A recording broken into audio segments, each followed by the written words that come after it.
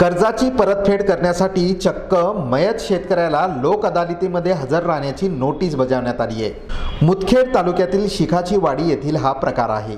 वाडीतील अनेक शेतकऱ्यांना SBI बँकेने थकीत कर्जासाठी लोक अदालतीची नोटीस पाठवली आहे।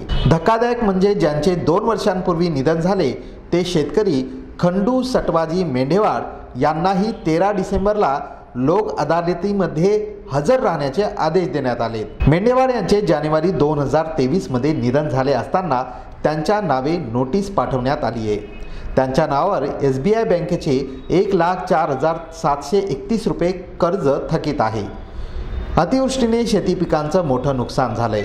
शेतकऱ्यांची परिस्थिती बिकट आहे। अशात नोटीस पाठवल्याने गावकऱ्यांनी संताप व्यक्त केला। गावकऱ्यांनी मुदखेड तहसील समोर खराब सोयाबीन टाकून या नोटिसीचा निषेध केला। अतिवृष्टीमुळे पिकांचं नुकसान झालं, पैसे आणायचे कुठून असा सवाल शेतकऱ्यांनी उपस्थित केलाय। सरसकट कर्जमाफी करण्याची मागणी शेतकऱ्यांनी केली आहे। त्यावर गेलं सरकारी काटे सांगतात सोयाबीन चांगला आणा, चांगलं कुठून आणा, माती घेऊन जाणार घेऊन काय करावं आम्ही सांगा।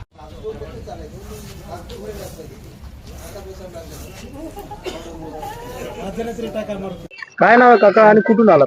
आम्ही शिकाची वाडी नियम तुलापूर या गावाहून आलो आहेत। तरी आमच्या इथं मयत आमचे शेतकरी असून खंडू सटवा मेंढेवाड त्यांना पण SBI बँकेनं नोटीस काढलेली आहे लोक अदालतमध्ये उपस्थित राहावं। पण त्यांना मयत व्यक्तीला कसं आपण या कोर्टामध्ये उपस्थित करावं याचं शासनाने आम्हाला सांगायला पाहिजे।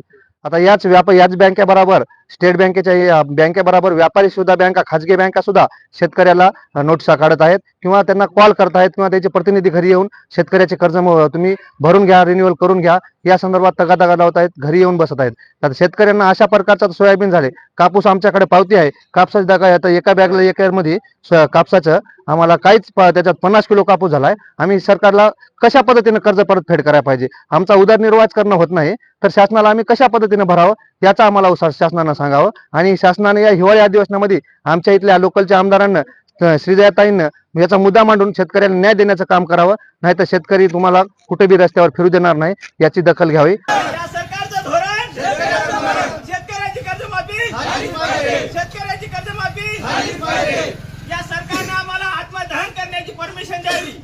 एकतर आमची कर्जमाफी करावी, अन्यथा आम्हाला आत्मदहन करण्याची परमिशन द्यावी। काय लावलं या सरकारनं? आमचं सोयाबीन सगळं वाहून गेलं।